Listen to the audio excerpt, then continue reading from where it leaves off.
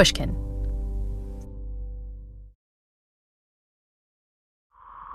The first few weeks of January are peak New Year's resolution time, and a lot of those resolutions involve changing how our bodies look. According to one global consumer survey, nearly half of people who made New Year's resolutions last year wanted to change what they ate and how much they exercised, with more than 4 in 10 specifically saying that they wanted to lose weight. And this time of year, there are lots and lots of outside voices that are ready to tell us exactly how we should fix our bodies. If you look at a magazine or your social media feed this month, you'll probably get bombarded with healthy eating ads claiming to have a scientific solution to the perfect beach body, or stories of people who successfully toned their butts with the latest fad diets. Every January, we're surrounded by concepts like keto and pegan and intermittent fasting and belly blasting. And even if we know rationally that bellies probably aren't supposed to be blasted, it's really easy to get swept up by all those deafening, body-shaming voices, and to think that we're going about something as fundamental as feeding ourselves in all the wrong ways. But if you think about it, all this body shame is kind of weird, because we don't let outside voices tell us what to do when it comes to navigating our other bodily needs, like when to go to the bathroom, or whether or not it's a good idea to put on a sweater if we're feeling cold. When it comes to these physical requirements, we don't feel the need to look to social media suggestions or magazine ads. We just listen to our bodies in order to figure out what they need to feel good. Our guest today, author, psychotherapist, and Happiness Lab regular Andrea Wachter, argues that it's time to start thinking about feeding ourselves in the same intuitive way that we think about other bodily needs. Andrea herself struggled for many years with disordered eating. She dieted, drastically restricting her intake of food, but also rioted, the phrase she uses to describe the eating binges she went on when she wasn't dieting. It was a roller coaster ride that took her decades to get off. Andrea has seen that taking time to listen to your wise inner hunger voice can help you avoid the shame that comes from outside diet advice. In fact, she's living proof that with some inner work, it's possible to not even hear all those loud diet voices. Truth be told, I don't keep up on those anymore. I used to know every single diet because I was like on them. And now I don't even keep up because there's so many. I know a lot of people are doing the intermittent fasting and a lot of people, carrying scales to the restaurant. I mean, there's just so many things, but so many of us have been hypnotized and programmed to think that we need to be a certain body size or weight. And that if we attain that certain magical number or size, we will be happy, we will be healthy, and we will even be more lovable. Never mind if that size is even natural for us. But once we're programmed and we buy into the programming, which is hard not to buy into it, but once we're programmed, it causes us to cut ourselves off from our natural hunger and fullness and satisfaction and cravings. We have this innate knowing inside of us. We're not born thinking foods are good or bad or body sizes are good or bad. We get programmed. So like you say with the bathroom, I have to go to the bathroom, I go. There's no shame involved. There's no pressure about it. Well, maybe bladder pressure. If I'm cold, I put on a sweater. It's not about my self-esteem, but because there's so much pressure and programming around body sizes, perfectionism, fat phobia, my okayness being based on my size, then it causes us to split ourselves off from this natural mechanism that tells us when, what, and how much to eat. It must be really frustrating at the start of the new year where you just see article after article and, Google search after Google search about all these new weird diets when you've seen the answer isn't out there. It should be inside. It is. It's sad to me because we're so seduced. And I would say to everybody listening, be prepared to be seduced by the new fad diets, the old fad diets. And we don't click on every ad that pops up on our screens. We don't buy every item that pops up. It's like to have the, not just courage, but the willingness to believe that if diets worked, they would have worked by now. The diet industry is the only industry I know of that continues to grow despite a huge failure rate, but people still believe in them. And so, yes, when I hear people going on some new diet and they're even like high in the beginning from it, it's hard not to intervene, but I only intervene with people who come to me for intervening. I don't go out and get them. So yeah, people are so seduced by diets. And I would say there's a very small percentage of people that they work for. I haven't met any of them, but I'm guessing there might be a few. But for most people, they cause obsession, they cause feeling unwell and malnourished, and then they cause riotous rebellion, if not full-blown eating disorders. And you're talking about this in the abstract, but this is something that you know personally, like you were under this spell a lot yourself, right? Completely. Like in a trance from this spell, restricting, obsessing, and or binging. I was caught in it for decades. And what was that like for your psychology, right? Because it's one thing to it's stressful for how you eat, but it's another thing because it really affects your flourishing too. It affects everything. It affected my thinking. I was so focused on body size and food, not only mine, but others, comparing and worrying about it, stressing about what I was going to eat or not eat. And then, of course, being so unsatisfied and hungry that I was out of control so often. So I call it the diet riot roller coaster. And I was riding that ride for a long, long time. And so what was your turning point? Because this idea of turning to the internal signals we have when it comes to food, it can be really scary. How did you find your way back to your own inner food voice? Well, I struggled for a really long time with an eating disorder. Some people have lesser severe disordered eating. And I'd gotten help for a really long time on those issues. And I'd made a lot of progress, but I still had that leftover diet mentality and body dissatisfaction. And there was just this moment, I'll never forget it. There was this moment where I decided I wanted peace of mind and wellness more than I wanted to be a certain number or a certain size. I was so tired of restrictive eating and chaotic eating. And I took this vow with myself. It was like, Andrea, I took this vow with myself that when I approach a food choice, whether it's walking into the kitchen, opening the refrigerator, opening a menu at a restaurant, I am going to tune into the part of me that is wise and loving and just that knows. And prior to that vow, I had like a committee going every time I approached a food choice. Is that the dieter? Should I eat that? Is that the rioter? Is that over feelings? It was just like this whole big deal once I was trying to heal these parts of myself. But once I had this moment, it was like, I'm just going straight to the love. I'm just tired of the battle. And I'll never forget it. I went to the store for the first time in my adult life, and I just bought what sounded good to me. I went home, and it was the first meal I can remember that I ate a non-restrictive, delicious, nutritious meal, and I was totally satisfied.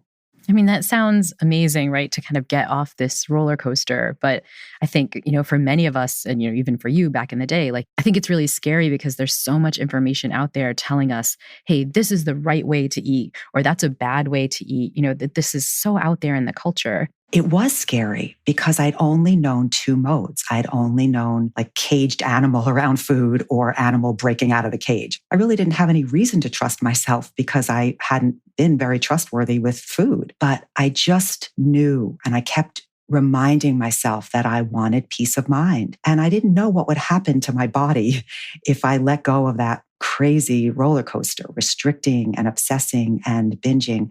But I just decided I was willing to find out and willing to be kind to myself. You engage in this process after, a lot of recovery work. But these days, this practice has become a little bit more popular in the field. Talk about this idea of intuitive eating. Yeah, intuitive eating it's like a paradigm. It's a way of approaching wellness and food choices and taking care of yourself that really encourages going inside for your cues rather than outside from all the rules. And it really is a commitment. It's quite a do-over for people that are used to going outside to get their ideas of how to eat, how to move, what to feel.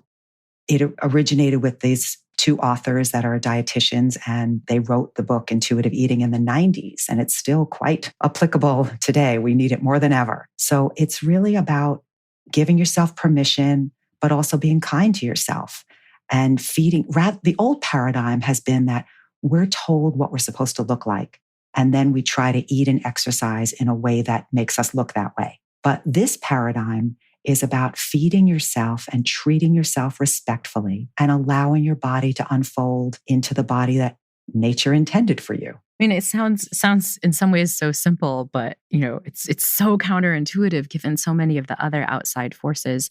I think another paradigm that's really connected to the intuitive eating approach is also this approach that's known as health at every size. What's that, and how is it related to this idea of intuitive eating? Health at every size, or they call it HAES for short, is a long-needed movement to end weight discrimination and to help people shift the assumption that all fat people are unhealthy. It's just simply not true. And both intuitive eating and health at every size promote practicing self-care, self-respect, feeding yourself non-restrictively and respectfully for the sake of well-being, rather than for the sake of trying to be a certain size that might not even be meant for you. You engage in this process after, a lot of recovery work for eating and things like that. But these days, this practice has become a little bit more popular in the field, right? And, so talk about this idea of intuitive eating, like a little bit of the history of this kind of program.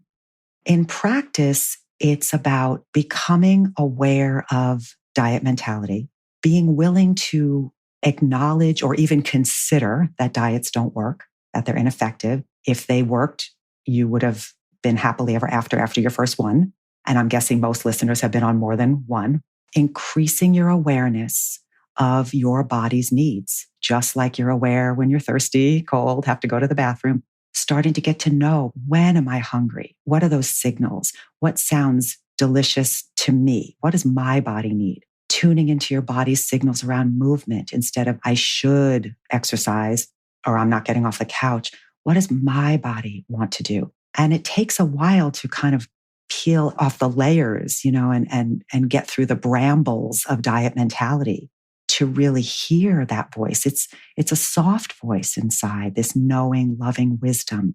And these loud voices of diet mentality, body hatred, exercise rules can sometimes all the time, drown out that soft inner knowing. Another problem with hearing those soft inner voices is that we have to actually be paying attention to them in our lives, right? And I feel like there's the noise of all these external signals of what we should be eating and our own inner diet mentality. But there's also just like the noise of our lives, there's probably some days that I don't notice I'm hungry because I'm like running around, and it sometimes just feels easier to eat by the clock or make a rule about what I'm going to eat, because it's hard in a busy lifestyle to really pay attention to what your body needs. I mean, is this something that a lot of people who start intuitive eating seem to go through? Absolutely. It's like a symbol. If you're struggling with feeding yourself or paying attention to yourself, look at your whole life, not just the food. Food issues are about so many more things, because this is really a holistic approach. So it's almost like the body is the child and the wise mind and the respectful actions are the parents. And so, yes, if we're busy, if we're lost on screens, if we're not paying attention, if we're overworked, how can we take care of ourselves? But I would think most people, if you have a child with a super busy day, school, after school things and sports, you would pack that child food. So it's being willing to take that time for ourselves. And so let's kind of go even deeper, because I think, as we start to think about intuitive eating, I think a lot of people have even more specific questions about, what are the kinds of things that, count as part of intuitive eating and not. So many people, for example, think about the possibility of, a particular way of eating. Let's say you're vegetarian or vegan, or let's say you want to give up a particular food group. Like, can that be done in the context of intuitive eating, or is that always restrictive? No, I definitely think it depends on the motives. If somebody is cutting out a certain food because ethically that's important to them, or because their body has an allergic response, they don't feel well when they eat that food, it's respectful not to eat that food. But if somebody's cutting out a food because they think it's too high in calories or fat, or they think it's not going to make them get to their goals, then it's very likely to cause obsession and preoccupation about that food, and or rebellious eating on that food or every other possible food around that food. What about other forms of kind of paying attention to external cues, right? Like, for example, is weighing yourself, consistent with intuitive eating? Is kind of, tracking other kinds of nutritional values, is that consistent with intuitive eating? I imagine it's kind of the same thing. I'm hearing it might be like the motivation, the reasons why you're doing those kinds of tracking. and the effects they have. So if someone struggles with their eating and their body image, weighing is usually not helpful and actually often triggering, because intuitive eating is about getting your answers from inside. Am I hungry? Am I tired? What do I need? Do I need fresh air? Do I want a sandwich? Do I want to rest? And a scale can't tell us that. And if anything, oftentimes people will get triggered by the number and it will lead them to restrict and or rebel from the feelings. So I think for someone who has body image issues and or disordered eating or an eating disorder, I don't recommend scales. If anything, write down on a piece of paper, listen to your body, sweetheart, and then tape it on top of the scale. Those apps, those tracking apps, my response would be similar, that if someone doesn't have issues or a history of body shame, dieting, riotous eating, those tracking apps can be fun. My husband has one and he enjoys, looking at his steps or whatever that he tracks. I don't know. But an app can't tell me when I want to take a walk or when I want to lay down. That's up to me to know. So it really depends on what the app or the group or the scale, what they're aligned with. And the values here are about self-care, not having a certain food that you should or shouldn't eat unless it's a loving motive, and not having a certain size that you should or shouldn't be. And so when we think about some of the benefits that come from eating this way, it's a different kind of benefit than we usually think about with this diet mentality, right? A lot of these, keto, paleo, whatever the new thing is, like the benefit that comes from that is supposed to be a certain body size, a certain number on the scale. Intuitive eating doesn't come with that benefit. What are the benefits that come from eating this way? Yeah, that's a good question. There are a lot of benefits, and the authors of intuitive eating have hundreds of studies on their website. I'm not affiliated with them, but if somebody cares to look into that, benefits are increased energy and clarity, obviously, if you're not starving yourself or stuffing yourself regularly, decrease in disordered eating and eating disorders, improved well-being, improved happiness, improved cholesterol levels. There's really a lot of benefits that have been shown for people who intuitively eat for an ongoing basis. I'm glad you mentioned this idea of, things like reduced cholesterol too, because I think, when you're so used to the diet mentality, you assume that if you just ate what you wanted to eat, it would lead to these negative consequences in terms of your health. I mean, I think obviously, people think in terms of the negative consequences for their body weight and the particular body weight they might be aspiring to be or something like that. But I think we also assume that if we just let ourselves eat the way we'd want to eat, it'd be hot fudge sundaes, like every day, ruin your cholesterol, your numbers would go badly. But that's not actually what people see when they commit to eating with love for themselves and really paying careful attention to what this inner voice is saying. Right. Over time, because sometimes there's that rebellious response. If someone's been dieting for years and now they're going to give themselves permission to eat, there can be this, riotous reacting. But to me personally, that wasn't loving either. And when I was in my early years of healing, I even read books and worked with people that said, well, in order to get over this diet riot mentality, you have to just buy all your forbidden foods, load up your house, and eat as much of them as you want till you get sick of them. And that didn't work for me. I ate till I got sick from them, not of them. And so that was not my path. My path was just to find what was loving and respectful and to deal with the unmet needs and underlying issues that, dare I say, fed into my eating issues. So far, we've heard that intuitive eating, this practice of listening to what our bodies really need, comes with a host of benefits for our bodies and physical health, but also for our happiness levels. But intuitive eating can also be tough to do, at least at first. So when we get back from the break, we'll talk more about specific strategies we can use to stop focusing on inches or calories or pounds and move towards a more intuitive relationship with food. The Happiness Lab will be right back.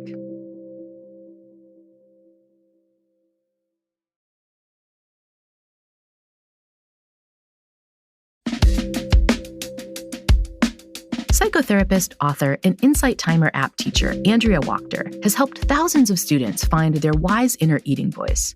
So I was interested in what she recommends for beginners. What are the first steps we should take when it comes to developing a more intuitive relationship with food? Well, one of the first things that I do in my course is really try to diminish shame. Because if somebody has a problematic relationship with food and their body, they usually feel ashamed about it. So to try to help people see that they're not bad, that their body and their eating are the kind of the innocent recipients of faulty and insane programming, because then people eat over the shame and they restrict over the shame. And so that's, to me, one of the first steps is really seeing that we've been duped and we've been taught that there's a certain body size that's okay and acceptable and that will bring you happily ever afterness. And it's not true. Then we dive into how to deal with your feelings, how to identify your feelings, how to become aware of your thoughts. And if they're not kind, to consider challenging them, upgrading them. We update our phones all the time, updating our thinking. And it's really all about awareness, right? I mean, that's the name of the game. And the willingness, like I took that vow back then, I wanted peace of mind and wellness more than I wanted to try to control my body. So for people to continually look at their values. Is this working for me? Spending so much time and energy trying to control my eating and my body size and or rebelling from the control? Or do I want to find another way? It does take work. It does take practice. It does take patience, but it's a whole huge do-over from what most people are doing. And so let's say you want to engage with this practice of intuitive eating, but you're like not really feeling that intuitive, or, you're a little worried, you're on the baby steps, to doing it. You sit down at a restaurant, right? Look at a menu, any tips for what to listen to kind of make that choice?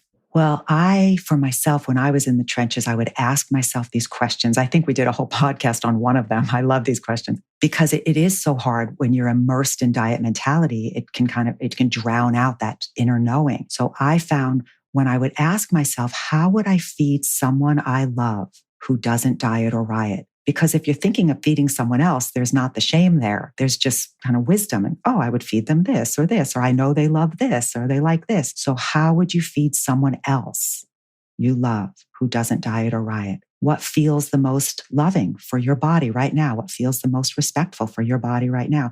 It's not respectful to restrict and eat things you don't even like. And it's not respectful to stuff ourselves. It's just to tune into the kind voice inside. I also like to help people distinguish between the different internal voices that might be going on if they're sitting at a restaurant. But know that if you keep practicing, it won't be this much work. It gets more natural. So for most people, there's an inner dieter voice. I should eat that. I should order that. Oh, I shouldn't have that. That's bad. Oh, my friend is having that. I shouldn't have that. That inner dieter. And then for a lot of people, there's the rioter from the dieter. And that's, I want 20, or I want it all, or forget it. I'll have it when I get home. And then there's this body wisdom. So to begin to ask themselves, try to connect with the different parts till you get to what feels loving, respectful, non-restrictive, delicious. What does my body truly want? And I think the act of doing that requires a certain kind of mindful attention in these moments of decision, right? My guess is that you're not going to get to that wise inner voice that can really tell you what you want if you're checking your email while you're pulling up the menu or showing up to this meal like in a completely frantic space. Like it takes a lot of intention and attention to kind of figure this out. As does everything. I mean, if we wanted to learn French, we wouldn't just go to class and be on our phones and expect to be fluent in 2 lessons, right? Anything we want to learn, it requires desire to learn it, the solution of what to learn, what to do instead of what we've been doing, and practice, and patience. Of course, when you say that, it makes absolute sense. Like this is how we do anything important in life. But I think that's the contrast from what our culture is telling us. Our culture is telling us like, oh, if you just do intermittent fasting, everything will be perfect, or just follow keto. Like, is there a sense in which people can get worried about intuitive eating because it is committing to this long process and this mindful process of paying attention? It's not a quick fix in the way that, other kinds of external plans seem to be.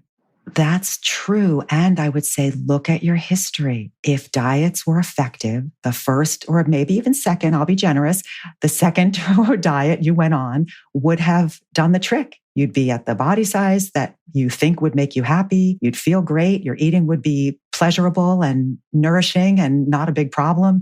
You'd be happy with your body. It's like the diets promise us all of these things and people still believe them because they're so seductive. And and they don't come true. They don't pan out. So it's questioning the diet rather than yourself. Another challenge people face is that if you've really been on this kind of diet mentality, diet riot roller coaster for a long time, it can be hard to start, right? I think there's this real worry that, if you really listened to what you wanted, you would be out of control, right? And so how do you kind of overcome this sort of shame and guilt that comes up, especially for people who've had a real struggle with eating history for a long time? Well, I think it's being willing to consider that even though your eating has been problematic, it's not the problem, and that the problems are deeper. And so to be willing to question the programming around body sizes, perfectionistic eating, perfectionistic looks, fat phobia, diet mentality, to begin to question those programs the same way we question other social issues. We take a stand against social issues all the time, or for social issues all the time. So what's happened for so many people is they get bombarded with the diet mentality and body perfectionism and fat phobia, and then they kind of side with the programming and turn against their poor bodies. But what we're talking about here is siding with your body and say no to those programs and decide that you want more peace. It will take time. It will take work. So is dieting and rioting. I mean, that takes time too. And hating your body, that takes a lot of time. And then I think another worry that people have when they hear about intuitive eating, I've heard friends of mine mention this, is like, especially if you have a history of diets, it can feel easy to maybe turn intuitive eating into its own diet, right? Like, now I must eat intuitive. I must find inner voice. And I mean, do you see that with some of your students? Like, how do you prevent intuitive eating from becoming just another thing that we should be doing in our minds? I definitely see that. And we talk about that in the course classroom often. If someone has been dieting or have diet mentality, you don't have to be on a diet, by the way, to have diet mentality. It's like I say, in action or just reacting to food as good or bad. So that diet mentality is so tricky and sticky. It's like it can be so subtle and come into even this new way of being with food. So I say to people, just keep an eye out for it. Keep an eye out for that perfectionism. I blew it. I have to start all over. I shouldn't have that. I should be a certain size. Just to kind of keep an eye out for the diet mentality statements that feel familiar, and know that when you're learning something new, of course, it's challenging at first. It takes practice, and just to keep renewing your vows that we want peace here. If somebody wants that, that's the only reason someone comes to my course, is because they're tired of battling with food and their body. So renewing that commitment again and again. Oh, that's the reason I'm here, not to control my weight and not to continue on this diet track. And I think it sounds like also that takes a lot of inner listening, right? You need to notice the subtle judginess that's there, or the subtle riotiness when you've kind of given yourself permission. And I think in some sense, notice it without judgment, right? Without then heaping more shame onto yourself, because that's not going to help the process. Right. Beating yourself up about beating yourself up. Yeah, not helpful. Yeah, absolutely noticing, being aware. And it doesn't have to be perfect. Intuitive eating, diets are about perfection. This is not about perfection. It's just about continuing to be willing to look inside, to be awake. We can't really learn anything if we're not awake. So it does definitely take being aware and being willing and renewing your commitment to why you're doing this. You've been using these practices for a long time, and you've seen the benefits, in your own students. How can this really change our relationship with food and our bodies? It brings freedom. There is so much more free time if you're not obsessing on your food or your body. It brings a feeling of wellness. It doesn't mean that we don't struggle with other things or get sick from other reasons, but it brings this sense of liberation that there's nothing to memorize. There's nothing to calculate. I remember I just would have to work so hard to kind of keep track of what I ate and how much should I be eating now and what time is it? Now it's just the answers are inside. It's so simple. It's just simple, but not easy. One place inside, same place I know if I'm thirsty or hungry or tired or have to go to the bathroom. But it does take a lot of unlearning. So yes, it is so liberating and freeing. And that's what I hear from people. Often I hear from people that have been dieting and rioting for decades, and now they're feeling freer. And then a lot of grief comes up, that they wasted so much time obsessing on food and their body, and to just have some freedom where you tune inside, you eat what you and your body love and like, you stop when you're satisfied and comfortably full, and you deal with your feelings in other ways. And it's kind of ironic because I feel like, people, when they go into the diet mentality, they're willing to learn, some elaborate point system. They're willing to learn, how many carbs a slice of pepperoni has. They're willing to learn and put lots of time into some new workout. Intuitive eating kind of is the same. Like if you just put in the time and listen, you'll get this benefit that won't have the blowback later. 100%. And how much I weighed and how many fat grams were in a cookie and what. Yeah, exactly. The other day, I had bought some cookies a couple of weeks ago from a bakery that my husband and I love. And I ate a few when I got home, and then I put them in a Tupperware. And about a week or so later, he said, I'm starting to finish up these cookies. Do you want to get in on any before they're gone? And I had completely forgotten about them. And I thought, there you go. I mean, I would have been possessed by them, eaten them all on the way home, told myself I can't have any.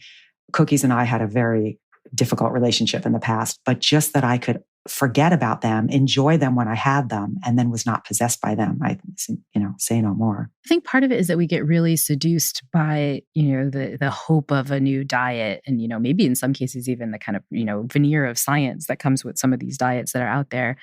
But I think there's also like a deep skepticism of our own inner voice. I've heard people who hear about intuitive eating will say, yeah, other people have an inner voice when it comes to food, but not me. Like I'm always going to be this ravenous pit that's riotous all the time.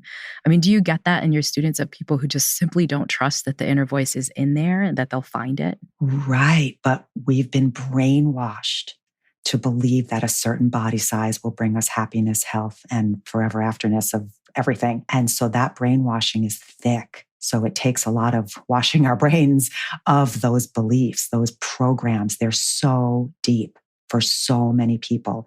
Because if you look at it, well, if someone says to themselves, I've been dieting on January 1st for the last however many years, and then I end up failing the diet, thinking I'm the failure. I end up blowing it. I end up rebelliously eating. I end up hating myself. How many years in a row have I done that? And now I'm going to try it again. But it's not your fault. The diet industry, the fitness industry, the media, they got us right where they want us. So it's really taking a stand against those messages instead of taking a stand against your poor body. I hope all my listeners can start following Andrea's advice and commit to shutting out those outside diet voices and listening to what your body truly needs in the new year. And if you want to learn more, you should check out some of Andrea's courses on the Insight Timer app, including my favorite, Making Peace with the Body You Live In. Next week, we'll tackle ways to listen to another quiet voice that often gets drowned out in the midst of all our New Year's plans and goals. It's the voice that tells us that we'd probably feel better if we could be a little less critical of ourselves. We'll meet a psychologist who thinks we should commit to a new workout, one that exercises our positive self-talk muscles, and that doing so can help us be a little kinder to ourselves in the new year. We'll see just how to do that in the next special New Year's season episode of The Happiness Lab with me, Dr. Laurie Santos. The Happiness Lab is co-written by Ryan Dilley and is produced by Ryan Dilley and Courtney Guarino. The show was mastered by Evan Viola, and our original music was composed by Zachary Silver. Special thanks to Shane Beard, Greta Cohn, Nicole Morano, Morgan Ratner, Maggie Taylor, Jacob Weisberg, my agent Ben Davis, and the rest of the Pushkin team. The Happiness Lab is brought to you by Pushkin Industries and by me, Dr. Laurie Santos.